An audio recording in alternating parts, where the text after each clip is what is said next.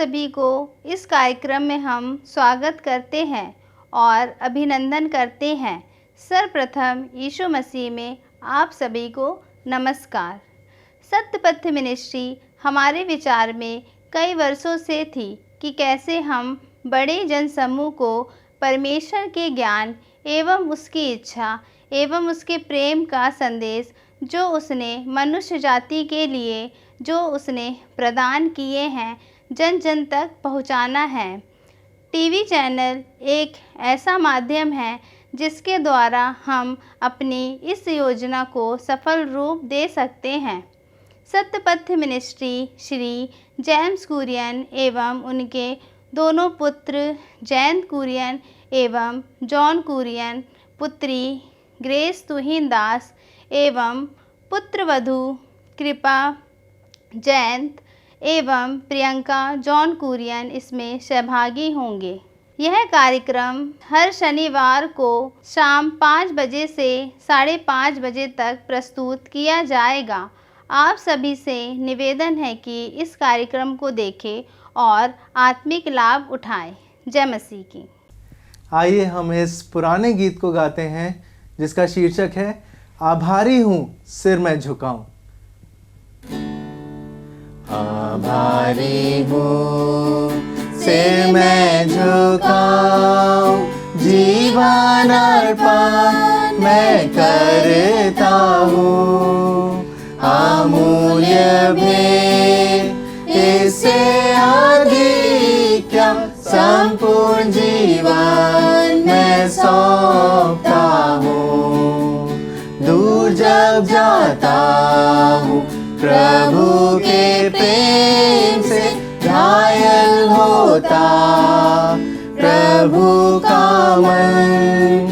अब ना जाऊंगा छोड़ तुझको दूर, मैं सदा तेरे पास रहूंगा मैं। आभारी हूँ सिर मैं झुकाऊं, जीवन अर्पण मैं करता हूँ। अमूल्य भेंट इससे अधिक क्या संपूर्ण जीवन मैं सौंपता हूँ।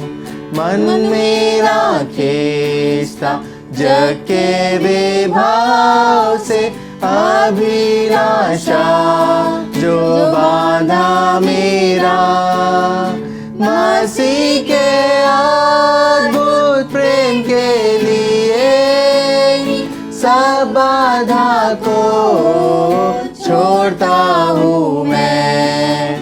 आभारी हूँ सिर मैं झुकाऊं, जीवन अर्पण मैं करता हूँ।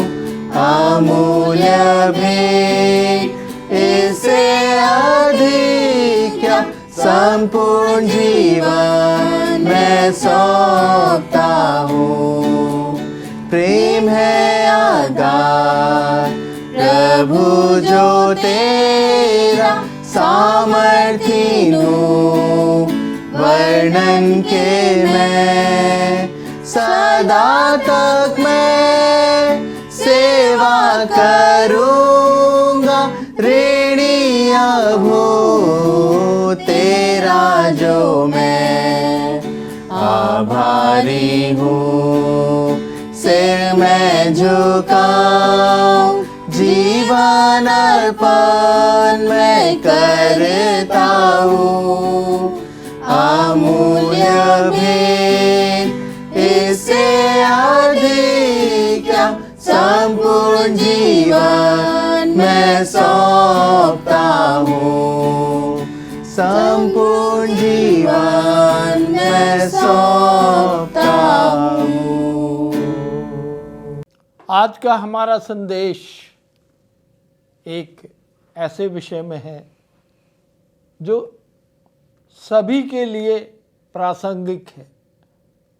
सभी ये सब चीज़ें चाहते हैं, सबके मन में ये भाव आता है। क्या है वो भाव? कि वो अच्छे दिन चाहते हैं। सभी चाहते हैं कि उनके दिन अच्छे हो जाएं। जन्मदिन मनाते हैं, जन्म का उत्सव मनाते हैं, जन्म के दिन को बड़ी उत्सुकता से इंतज़ार करते हैं। उनको बधाइयाँ मिलती हैं कि आज आपका जन्मदिन है, आज आप इतने वर्ष के हो गए हैं,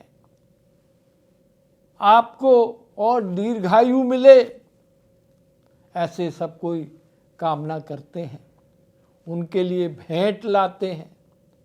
घर में नए नए व्यंजन बनाए जाते हैं।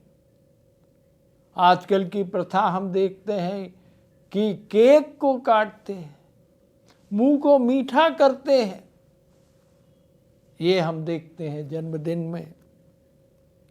जब हम नए वर्ष में प्रवेश करते हैं, नया साल आता है, तब भी हम उत्सव के उमंग में भर जाते हैं कि एक नया साल आ गया है। परमेश्वर ने एक नया साल हमको दिया है। पिछले साल हमने क्या क्या किया, उसका हम आकलन कर लेते हैं। इस साल हमारे सामने क्या लक्ष्य है, वो लक्ष्य को हम प्राप्त करना चाहते हैं। हम रात भर जगते हैं। कई जगह में तो इतना हर्षोल्लास होता है कि वो अपना सुध बुध भूल जाते हैं। जन्मदिन को ऐसा मनाते हैं, नए वर्ष को ऐसा मनाते हैं। सभी लोग अच्छे दिन देखना चाहते हैं।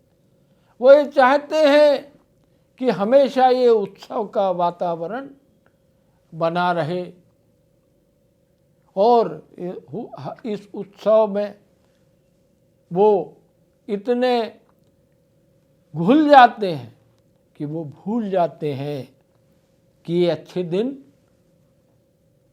कभी कभी रहते हैं। सारे दिन अच्छे नहीं रह सकते हैं, इसमें उतार चढ़ाव होता रहता है। मगर चाहते सभी हैं कि अच्छे दिन रहे, अच्छा वातावरण रहे। जैसा मंगलमय नववर्ष रहा, जैसा उनका जन्मदिन रहा, वो हमेशा बना रहे। ये मनुष्य की इच्छा रहती है। फिर एक और चीज़ों का हमारे मन में भाव रहता है, वो अच्छा स्वास्थ्य रहे, हम हमेशा तंदुरुस्त रहें, कोई बीमारी हमको ना होने पाए, हमारा शरीर में कोई कमजोरी ना आने पाए, हमारी ताकत ज्यों की त्यों बनी रहे। मनुष्य जब बूढ़ा होने लगता है तो उसकी जो शक्ति है वो कम होने लगती है। फिर भी वो हमेशा कामना करता है कि उसको अच्छा स्वास्थ्य मिलते रहे। उसके शरीर के बाहरी त्वचा में यदि कोई व्याधि हो जाती है, हम देखते हैं यदि हमारे इस शरीर के जो स्किन है या जो त्वचा है उसमें कहीं जरा सा काला या सफ़ेद दाग बन जाए तो हम सोचते हैं कि ये कैसे मिटाया जाए। हम चिकित्सकों के पास जाते हैं।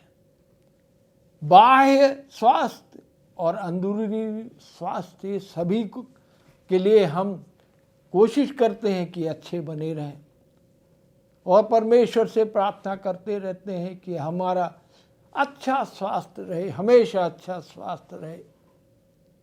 हम बाइबल में एक सेनापति के बारे में पढ़ते हैं। वो सेनापति का नाम था नामान सेनापति। उसको इस त्वचा में रोग था, उसको कोढ़ था। वो कई चिकित्सकों के पास गया।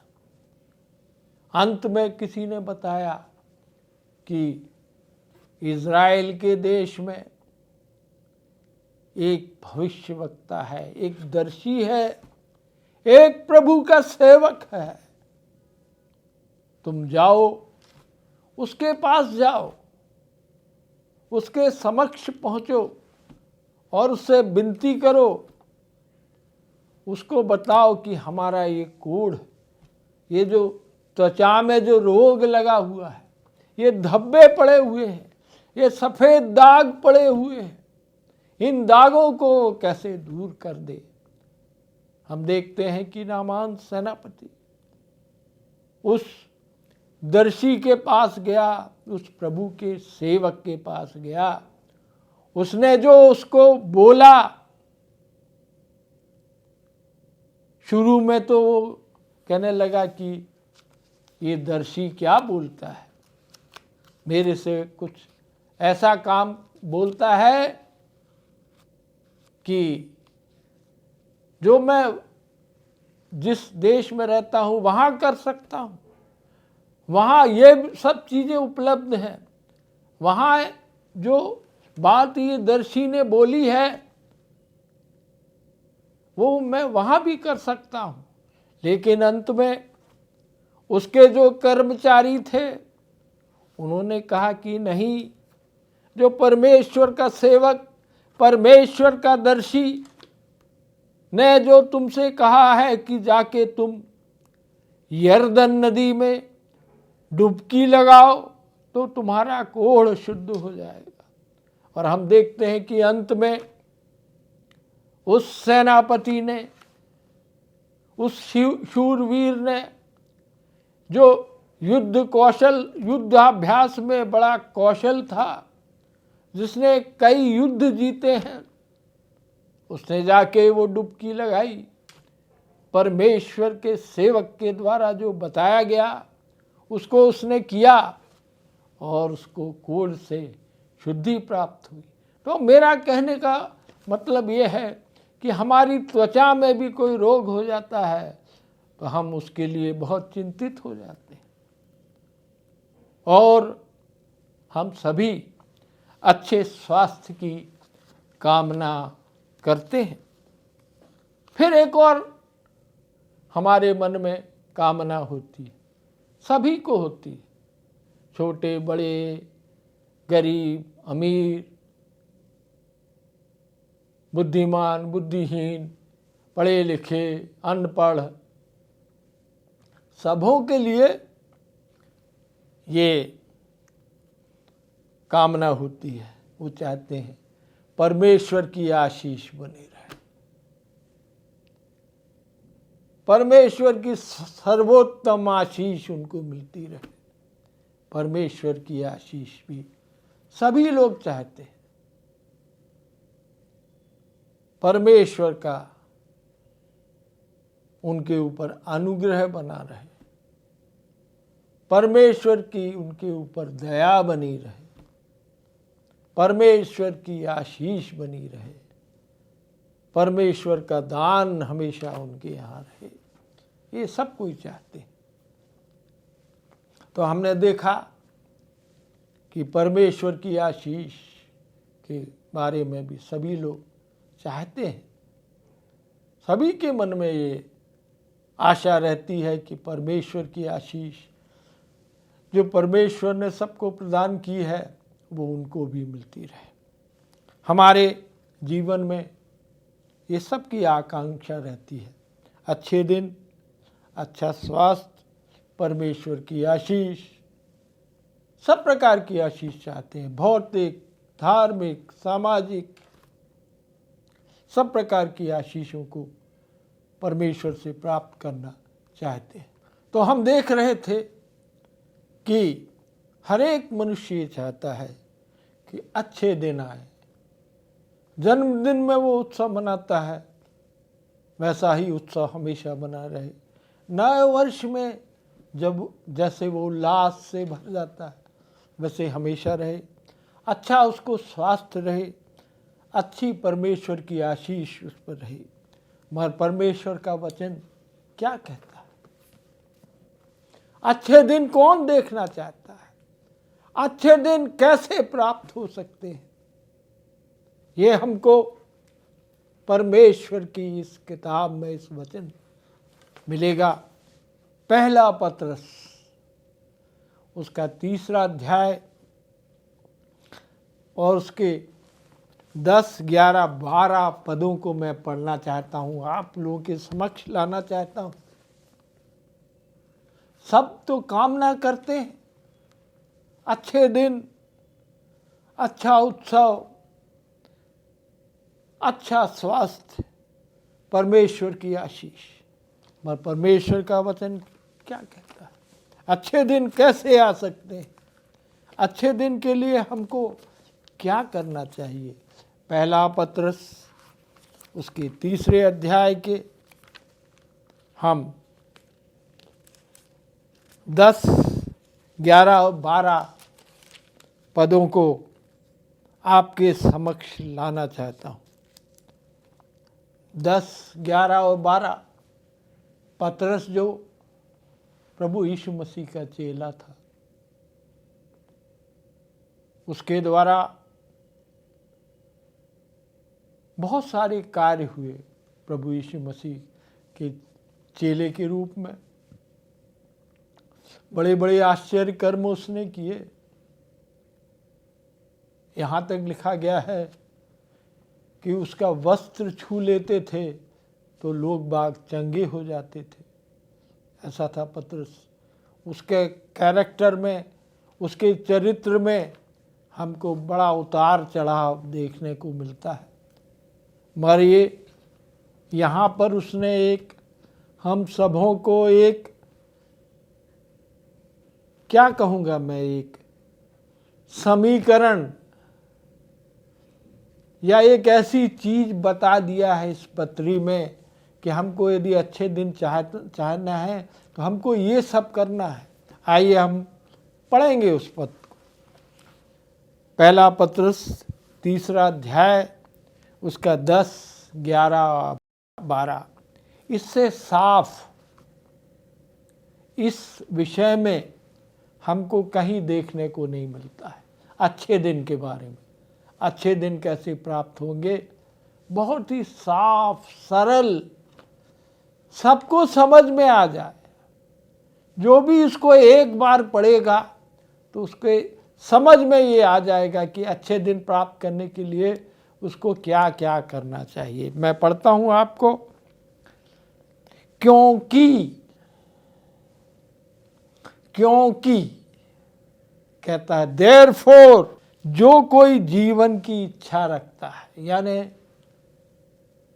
जो कोई जीवन की इच्छा रखता है, यानी दीर्घायु चाहता है, जीवन की इच्छा रखता है। हम लोग सब चाहते हैं कि हमारा जीवन काफ़ी लंबा रहे, हम अपने जो भी रिश्तेदार हैं उनसे मिलें, उनके उत्सवों में शामिल हों, उनके जन्मदिन में शामिल हों, उनके साथ नव वर्ष मनाएं, उनके खुशियों में साथ रहें, उनके नाती पोतों को देखें, उनकी शादी होते हुए देखें, अपने परिवार या कुटुंब या कुनबे का विकास देखें। हम ये भी देखें कि सबने प्रभु को ग्रहण कर लिया है, ये भी हम अपनी आंखों से देखना चाहते हैं। यानी सब कोई जीवन की इच्छा रखते हैं, जल्दी मरना कोई भी नहीं चाहता इस संसार में।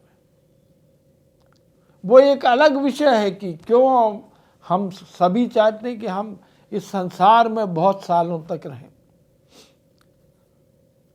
वो एक अलग विषय है। वो कभी परमेश्वर चाहे तो मैं एक आधा एपिसोड उसमें भी करूँगा जीवन के बारे में। मगर यहाँ वो कहता है जो कोई जीवन की इच्छा रखता है, लंबा जीवन चाहता है, दीर्घायु जीवन चाहता है, और क्या कर अच्छे दिन देखना चाहता है। मेरा जो आज का विषय है ये है अच्छे दिन, ये मेरा विषय है। और जो अच्छे दिन देखना चाहता है वो क्या करे? क्या बोलता है पहला पत्रस? प्रभु का चेला, प्रभु के संग संग रहा, प्रभु की मौत को उसने देखा, क्रूस की चढ़ाते समय के पहले का दृश्य उसके सामने हमेशा रहता था। उसने प्रभु को इनकार भी करने वाला एक चेला था। ये 3 बार मुकर गया था, ऐसा चेला था। प्रभु के लिए अपना जीवन दिया है, ऐसा कहा गया है कि ये जो पतरस है उसको भी प्रभु के काम के लिए वो मारा गया, उसने अपना जीवन निछावर किया, ऐसा इतिहास बताता है। ऐसा बोला जाता है कि पतरस ने भी एक शहीद की प्रभु के लिए अपना जीवन दिया। वो क्या कहता है, जो कोई जीवन की इच्छा रखता है और अच्छे दिन देखना चाहता है, वो क्या करे, वे अपनी जीभ को बुराई से, अपनी जीभ को बुराई से और अपने होठों को छल की बातें करने से रोके रहे। क्या बोलता है, जो अच्छे दिन देखना चाहता है वो अपनी जीभ को बुराई से और अपने होठों को छल की बातें करने से रोके रहे। हमारी जीभ में कोई हड्डी नहीं होती। हड्डी होती है? नहीं होती। हमारे होंठ में कोई हड्डी है? कोई बोन है? नहीं है। जीभ के अंदर भी हड्डी नहीं है, होंठ के अंदर भी हड्डी नहीं है। यहाँ ये पवित्र शास्त्र बोलता है कि वो अपनी जीभ को बुराई से और अपने होठों को छल की बातें करने से रोके रहे। हमेशा इच्छा होती है मनुष्य के जीवन में कि भाई हम बुराई करना शुरू कर दें। जीभ खोली तो क्या हुआ, हम चलो बुराई करते एक दूसरे की, वो ऐसा है, ये ऐसा है, हमने ऐसा किया, उसने वैसा किया, बुराई की बातें शुरू कर देते। वो ऐसा है, वो खराब है, ये वो खराब है। हमारी जीभ शुरू हो जाती है तो बंद नहीं होती। मगर ये पवित्र शास्त्र कहता है कि जीभ को बुराई से रोके रख, होठों को छल की बात करने से रोके रख। बोलना चाहती है मगर आपको रोकना है यदि आपको अच्छे दिन देखना है। और आगे कहता है वो बुराई का साथ छोड़े और भलाई ही करे। बुराई को छोड़ना है, बुराई की संगति नहीं करना है, बुरे लोगों की संगति नहीं करना है, बुरे कार्यों में संलग्न नहीं रहना है। ये कहता है वो, वे बुराई का साथ छोड़े और भलाई ही करे। हमेशा भलाई करने की कोशिश करें। मनुष्य की ये एक आदत है कि वो बुराई का साथ देने के लिए तत्पर रहता है, भलाई करने में पीछे हटता चला जाता है। यहाँ पर ये पत्र से कह रहा है कि वह बुराई का साथ छोड़े और भलाई ही करे। हम अक्सर बुराई का साथ देने लग जाते हैं। इसीलिए वचन कहता है बुराई का साथ छोड़े। जो हम उसका साथ दे रहे थे कुछ बुरा काम करने की, उसको छोड़ना है, उसको त्यागना है और भलाई ही करना है। भलाई ही करें। एक चीज छोड़ना है और एक चीज करना है। बुराई को साथ छोड़ना है और भलाई ही करें। मेल मिलाप को ढूंढे, झगड़ा जंजाल ना फैलाए। अच्छे दिन जो देखना चाहता है उसके लिए ये पवित्र शास्त्र बोल रहा है, पत्रस लिख रहा है कि युगों तक ये जो उसने समीकरण दिया है, उस समीकरण को आप सबों को पालन करना है। वह मेल मिलाप को ढूंढे, झगड़ा ढूंढने की कोशिश ना करे, मेल मिलाप करे और उसके यत्न में रहे। एक तो मेल मिलाप को ढूंढे और उसकी कोशिश, यत्न करना है, कोशिश करना है, तीव्रता से कोशिश करना है। यत्न का मतलब रहता है क्योंकि वो क्योंकि यहाँ पर आ गया, क्योंकि ये कारण है। पहले भी एक 10वां वचन का शुरुआत भी क्योंकि से हुआ था, 12वें वचन का भी शुरुआत क्योंकि से हुआ है। क्योंकि वो बोल रहा है प्रभु की आंखें जो अंतर्यामी आंखें हैं, जो हमेशा खुली रहती हैं, पूरे संसार के ऊपर उसकी आंखें खुली हैं, पल भर के लिए भी वो झपकी नहीं लेती हैं। प्रभु की आंखों की बात हो रही है, मनुष्य की आंखों की बात नहीं हो रही है। क्योंकि प्रभु की आंखें उससे कोई नहीं बच सकता। प्रभु की आंखें धर्मियों पर लगी रहती है। बोलता है यहां पर वो एक कौशन दे रहा है, सावधान करने की कोशिश कर रहा है, हम सबों को सावधान करता है वो। क्योंकि प्रभु की आंखें धर्मियों पर लगी रहती है और उसके कान उनकी विनती की ओर लगे रहते हैं। प्रभु की कान और प्रभु की आंख, यहोवा की आंख और यहोवा के कान के बारे में बताया है। धर्मियों पर लगी रहती है और उनके कान, प्रभु के कान उनकी विनती पर और लगे रहते हैं। परंतु फिर वो आया है, परंतु बट ये कहता है परंतु प्रभु बुराई करने वालों के विमुख रहता है, वो उनकी तरफ देखता भी नहीं है। हम सभी चाहते हैं कि प्रभु का चमक हमारे ऊपर बनी रहे।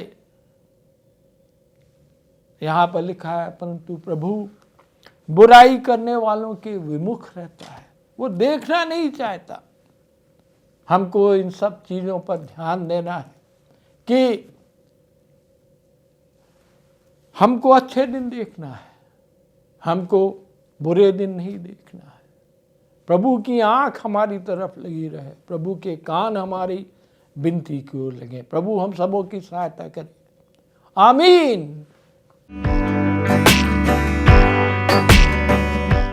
आइए हम प्रार्थना करते हैं। हे परमेश्वर, आपने जीवन हमें दिया है पिता, उसके लिए धन्यवाद करते हैं। हमको जो वचन दिया गया है पिताजी, वो हम फलवंत कर सके, ऐसे हम आपसे प्रार्थना करते हैं। हम प्रभु यीशु मसीह के प्रेम को चख सके, आपके नाम को ऊंचा कर सके पिता, ऐसे हम आपसे विनती और प्रार्थना करते हैं। आपकी आशीष हम पाएँ, आपके विश्वास में हम बढ़ते जाए, ऐसे हम विनती और प्रार्थना करते हैं। यीशु मसीह के नाम से मांगते हैं, आमीन।